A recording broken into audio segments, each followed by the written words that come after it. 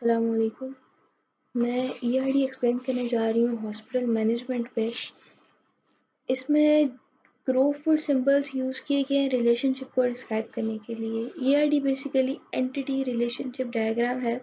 जो हमारे पास स्क्वायर्स में इन रेक्टेंगल्स में मौजूद है वो एंटिटीज़ हैं, जो बेसिकली एक फिजिकल कोई भी चीज़ होती है। जैसे कुछ एट्रीब्यूट्स होते हैं जो कि हमने यूँ ओवल्स में शो किए हुए हैं। अगर सिंगल ये इस तरह की लाइन्स होंगी तो ये 1 है, और इस तरह भी 1 है तो 1 to 1 रिलेशन। और अगर इसको क्रोफुट कहा जाता है अगर ये हो तो फिर 1 to मैनी रिलेशनशिप होगा। इस वाल ये चीज़ जो है ये मैनी को जो है वो डिनोट करेगी। अब सबसे पहले यहाँ पर शो किया गया कि एक हॉस्पिटल है, उसके एट्रीब्यूट्स में उसका नाम और उसकी लोकेशन है।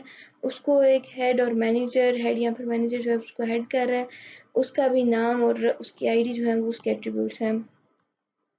उससे नीचे अगर देखते हैं तो एक मैनेजर जो है वो हायर कर रहा है स्टाफ को भी और डॉक्टर्स को भी। इसका 1 टू मैनी रिलेशनशिप बन रहा है कि एक मैनेजर तो एक है लेकिन डॉक्टर्स भी ज़्यादा हैं और स्टाफ भी ज़्यादा है।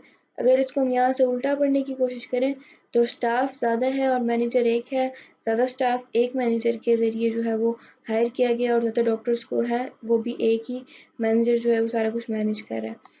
अब उससे आगे अगर हम देखते हैं तो एक यहाँ पर डॉक्टर के पास पेशेंट आ गया है। ये इस पेशेंट और डॉक्टर के दरमियान चेक का रिलेशनशिप है। एक पेशेंट जो है उसका डॉक्टर के साथ 1 टू मैनी रिलेशन है, यानी कि एक पेशेंट ज़्यादा डॉक्टर को दिखा सकता है। अगर एक पेशेंट को दिल का भी मसला है और साथ ही साथ गुर्दों का भी मसला है तो वो महज दिल के डॉक्टर से अपना इलाज नहीं करवा सकता, उसको एक ज़्यादा डॉक्टर्स को दिखाना पड़ेगा।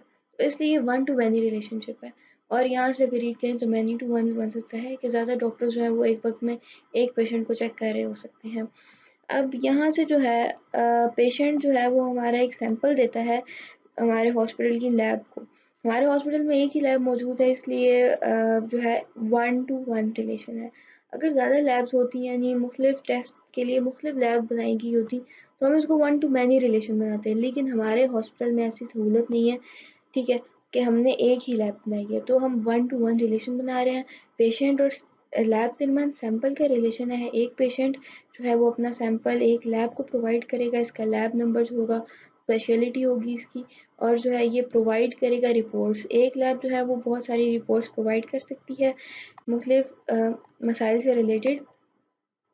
और अब इस इन रिपोर्ट्स का जो है वो डॉक्टर के साथ मैनी टू मैनी रिलेशनशिप है कि ज़रूरी नहीं है एक किस्म की रिपोर्ट को एक ही डॉक्टर पढ़ सके या ज़्यादा रिपोर्ट्स को भी एक ही किस्म का डॉक्टर पढ़ सके। मुख्तलिफ रिपोर्ट्स होंगी तो उनको पढ़ने के लिए मुख्तलिफ डॉक्टर्स होंगे।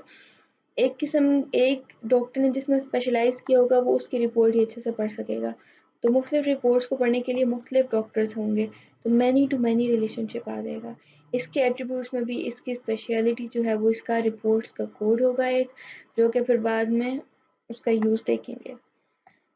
अब यहाँ पर जो पेशेंट है उन रिपोर्ट्स की बेसिस पे अब डॉक्टर को इस वक्त में रिपोर्ट्स तो मिल चुकी हैं और जो है पेशेंट भी उनके पास मौजूद है। तो वो इस बेसिस पे चेक करेंगे पेशेंट को और वो डिसाइड करेंगे कि क्या पेशेंट को बस दवाई देकर भेज देना है या उसको हम एडमिट रखना चाहते हैं। तो अगर उसको एडमिट रखना चाहेंगे तो पेशेंट जो है वो एक रूम में एडमिट कर दिया जाएगा। एक ही पेशेंट होगा और उसको एक ही रूम पूरे का पूरा असाइन किया जाएगा, तो इसलिए ये 1 टू 1 रिलेशन बन जाता है, ठीक है। अब यहाँ पर स्टाफ के एट्रीब्यूट को एक ऐसी जगह पर रखा गया कि उसको हम इज़िली रूम के साथ भी उसका रिलेशन बना सकें। तो ऊपर जहाँ पर स्टाफ को हायर किया था वहाँ पर ही नीचे उससे हमने रूम के साथ लुक आफ्टर का रिलेशन बना दिया है उसका। और 1 टू 1 रिलेशन होगा कि हमारे हॉस्पिटल में एक रूम को स्टाफ में से कोई एक बंदा ही देखेगा, ये नहीं कि एक रूम को ज़्यादा नर्सेज या ज़्यादा जो है वो लुक आफ्टर कर रहे होंगे। एक वक्त में एक रूम को स्टाफ में से एक बंदा ही देख रहा होगा, तो इसलिए हमने 1 टू 1 रिलेशन बना दिया यहाँ पर। और उसके बाद स्टाफ के भी अपने एट्रीब्यूट्स हैं, उसकी आईडी और रूम की भी स्पेशलिटी रूम नंबर होगा। वहाँ पर फिर वो उसको असाइन कर देंगे कि इस रूम में इस वक्त कौन सा पेशेंट है और कौन सा स्टाफ जो है उसको असाइन किया गया है। फिर उसके बाद अगर हम देखते हैं तो रूम से जब पेशेंट को डिस्चार्ज कर दिया जाता है, रूम और पेशेंट के दरमियान डिस्चार्ज का रिलेशन बना दिया जाता है, तो वो भी 1 टू 1 है कि एक ही रूम है और वहाँ से एक ही पेशेंट डिस्चार्ज किया गया है। अब ये पेशेंट जो होगा ये अब जाके मेडिसिन लेने जाएगा। यहाँ पर चेक करके एक पेशेंट को जो एडमिट नहीं किया था वो भी जो है इस उसका भी आगे से प्रोसेस सेम ही होगा कि वो आगे से मेडिसिन लेने जाएगा, और जो एडमिट होने के बाद डिस्चार्ज किया गया था उसका भी अब सेम प्रोसेस शुरू हो जाएगा। तो मेडिसिन लेने के लिए वो फार्मेसी में जाएगा। इस हॉस्पिटल में फार्मेसी भी एक ही मौजूद है। तो एक पेशेंट जो है वो एक फार्मेसी से उसको सारी मेडिसिन्स मिल जाएँगी, सारी मेडिसिन्स अवेलेबल होंगी, तो 1 टू 1 रिलेशन होगा। फार्मेसी के पास जो है उसका जो रिपोर्ट्स हैं उसका कोड होगा, ताकि उन रिपोर्ट्स के मुताबिक मेडिसिन्स हो सकें, चार्जेज़ होंगे और पेशेंट आईडी होगी, ठीक है?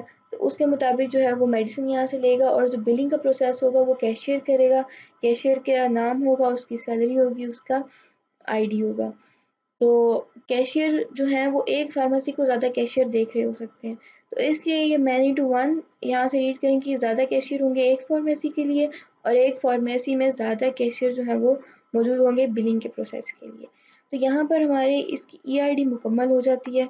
इसका एक प्रीव्यू यही है कि हॉस्पिटल की प्रॉपर मैनेजमेंट है, एक उसके जितनी एंटिटीज़ हैं वहाँ पर मेनली जो काम कर रहे हैं, और उनके जो आपस में रिलेशनशिप्स हैं उनको बिल्कुल जो है वाज़ेह तरीके से यहाँ पर बयान कर देते हैं, ताकि आगे जाके इसके जो एक्चुअल इम्प्लीमेंटेशन हो उसमें बहुत आसानी हो सके। तो इस प्रोजेक्ट के लिए इतना ही। अल्लाह हाफ़िज़।